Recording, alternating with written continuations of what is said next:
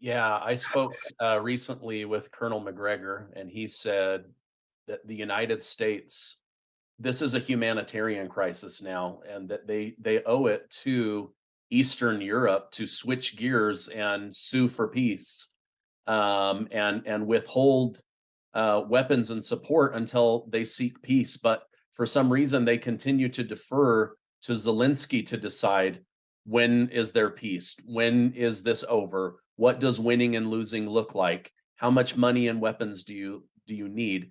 Why is the United States continuing to give Zelensky so much authority over this war when it's obvious that it's the United States and the United Kingdom and Germany and Poland driving the majority of the rhetoric and the equipment into the war? That's a very good question. To answer that, we have to understand the quality of the advice being given to the President of the United States. Right off the bat, when you have senior people admitting that the policy was regime change, that we wanted to put in sanctions and create political pressures to bring down Vladimir Putin, it tells you two things. One, there is a very strong anti Putin animus existent in the US government. And two, there's a level of ignorance about Russia that is mind boggling. Um, I'm not going to brag, but back in December, I predicted. I said, if we implement these sanctions, Russia will emerge stronger, intact, and it will be the Western economies that begin to collapse. I was proven 100% correct. Why? Because I have taken the time to study Russia, and understand the realities of their economy.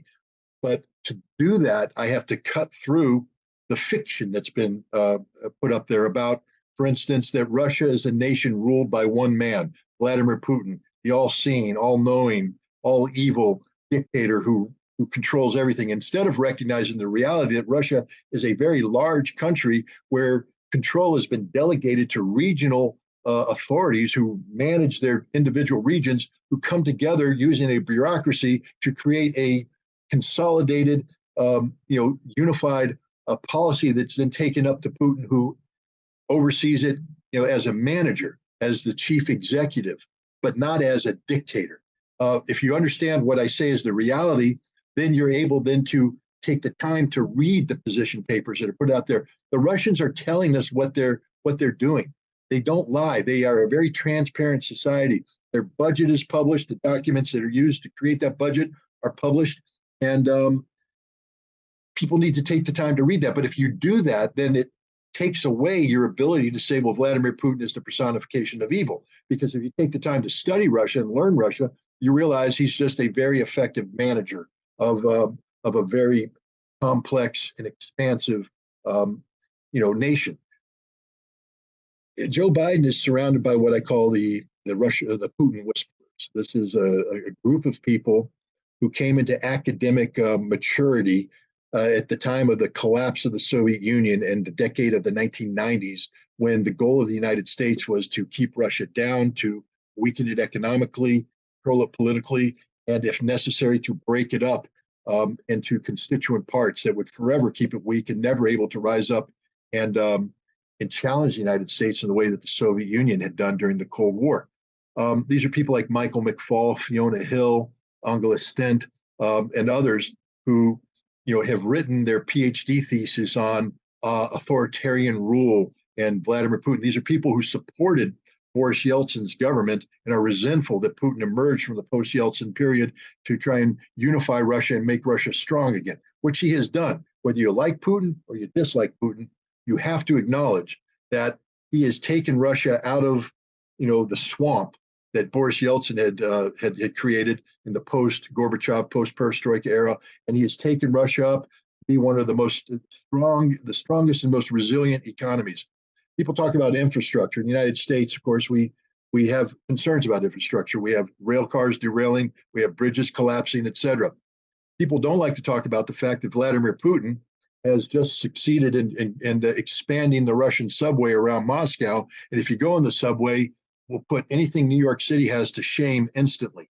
The totality of the Russian subway. It's modern, it's clean, it's efficient, it's everything we would want our infrastructure to be, and everything we claim the Russian infrastructure can't be, because if he's a dictator ruling over this dysfunctional country, how could they possibly produce that? but the Russians produce a lot of good things. It's a nation that's on the rise. And I'm not saying that because I want to sing its praises. I'm saying it because that's real. That's You can't solve a problem unless you first accurately define the problem. Because any solution you come up to a problem that's not accurately defined isn't a solution at all. It's nothing. To discuss Russia as a problem, we have to describe it accurately. And it can't be described accurately if you're putting everything on the shoulders of Vladimir Putin and you're trying to describe him as this evil character, which, of course, all senior Americans doing, whether they're in the Pentagon or they're in the White House or they're in Congress. You will not see a single person say what I just said about the reality of Russia. Instead, Congress holds hearing after hearing where they bring in these Putin whisperers who say over and over again about how bad Russia is, how poorly it performs, how dysfunctional it is, and how dictatorial Vladimir Putin is. That's just not true. Yeah. Okay. Speaking of Putin and politicians, yesterday, Senator Lindsey Graham called for the U.S. military to start shooting down Russian warplanes anytime they enter international waters. This is his reaction to the Russian fighter jet taking down the Reaper drone over the Black Sea. What kind of repercussions would there be for the United States if we start shooting down Russian warplanes? Well, the potential for all out war. I mean, Russia's not going to let that happen. They would challenge us militarily, and then we would end up in a force on force conflict that neither side can afford to back down from. So it turns into total war. And then that has the potential of turning into a nuclear exchange. And then this conversation is moot because we're going to be dead. Um, that's what Lindsey Graham needs to understand. And that's what the people who listen to Lindsey Graham need to understand. He's a very dangerous man right now. I know he's a United States senator. I know he's allowed to speak his mind and, et cetera. But that doesn't mean that people who are listening to him should treat what he's saying as if it is the truth.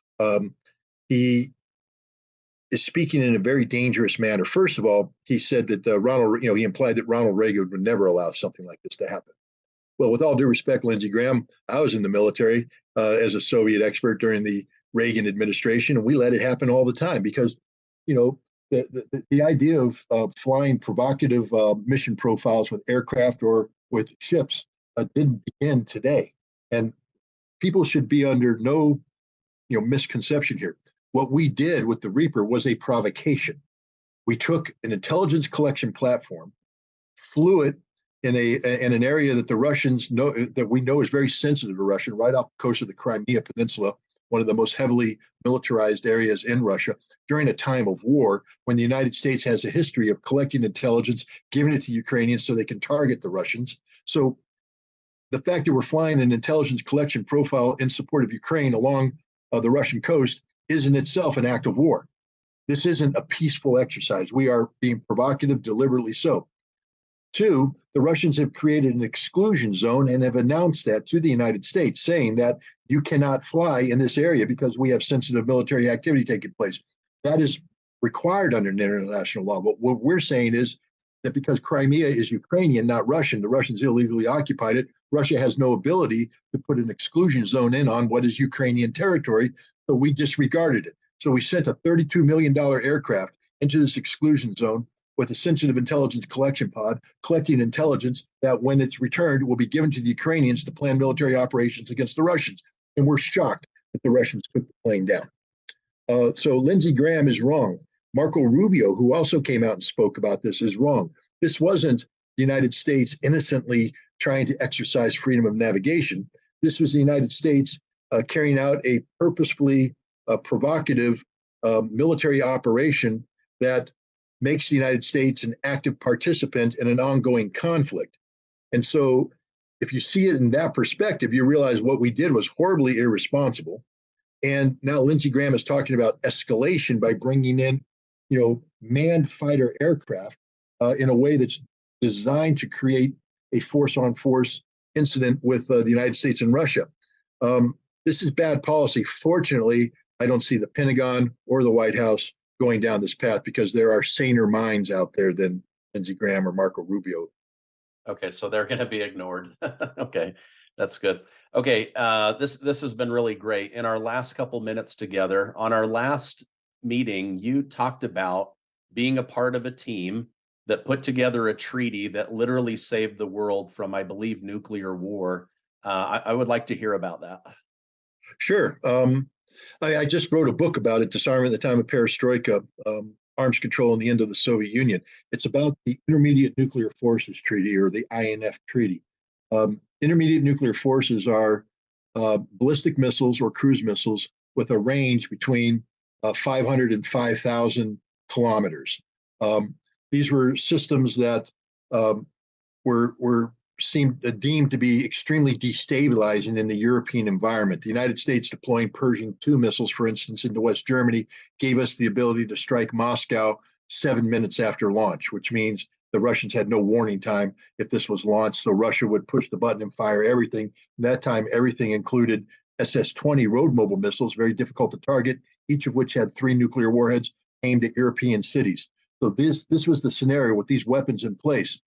The Intermediate Nuclear Forces Treaty made the decision to get rid of these weapons.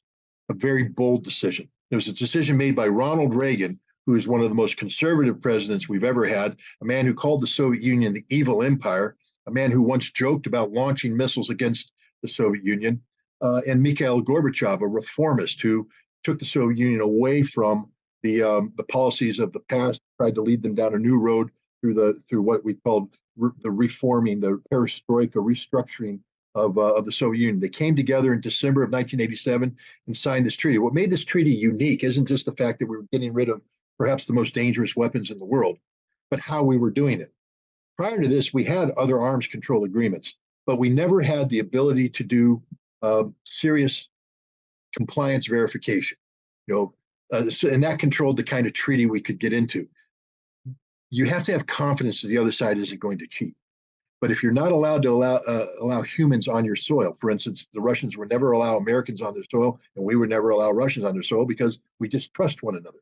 So the level of confidence in compliance is very low. So you don't want to make a treaty that assumes good things are going to happen. Trust but verify. That was Ronald Reagan's mantra for the INF Treaty. And the key to verification was people like me, who became inspectors. And we were the first, it was the first time in the history of arms control that on-site inspections took place, where teams traveled to the Soviet Union, Soviet teams traveled to the United States, and personally oversaw the implementation of this treaty. My role was unique in that I was involved in what they called perimeter portal monitoring. Um, the Soviets had a factory in Vodkinsk, which is a city about 750 kilometers due east of Moscow in the foothills of the Ural Mountains, that used to produce the SS-20 missile that I talked about with the 3 warheads. Well, that missile's supposed to be destroyed. Um, but then the Soviets said, well, the factory also produces the SS-25 missile, which is an intercontinental range missile, which is permitted, but the first stage is the exact first stage that was on the SS-20. So now we have to monitor production to make sure that the Soviets aren't using SS-25 production to create a covert production line of SS-20s. And that's where I came in. We built a facility to monitor production out there using giant X-ray machines, visual inspections, the whole works. This was a unique experience. I mean, it was unprecedented in the history of arms control. And we succeeded despite all of the obstacles. I mean, this is a part of history that not too many Americans are familiar with. But it was one of the most amazing experiences you can imagine, because we literally, despite all the obstacles, the history of prejudice between the United States and the Soviet Union, we broke through that to create a cooperative working environment with. And think about that, ladies and gentlemen. Today, people say, how could Russia ever and the United States ever again work together?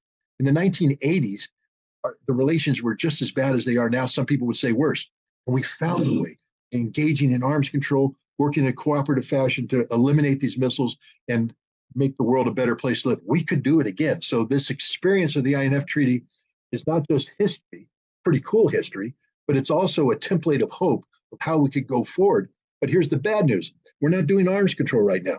The last remaining treaty has been frozen by the Russians, accusing the United States of using the treaty to achieve this strategic defeat. Remember when I talked about the lunacy of these Putin whisperers talking about we want regime change in Russia?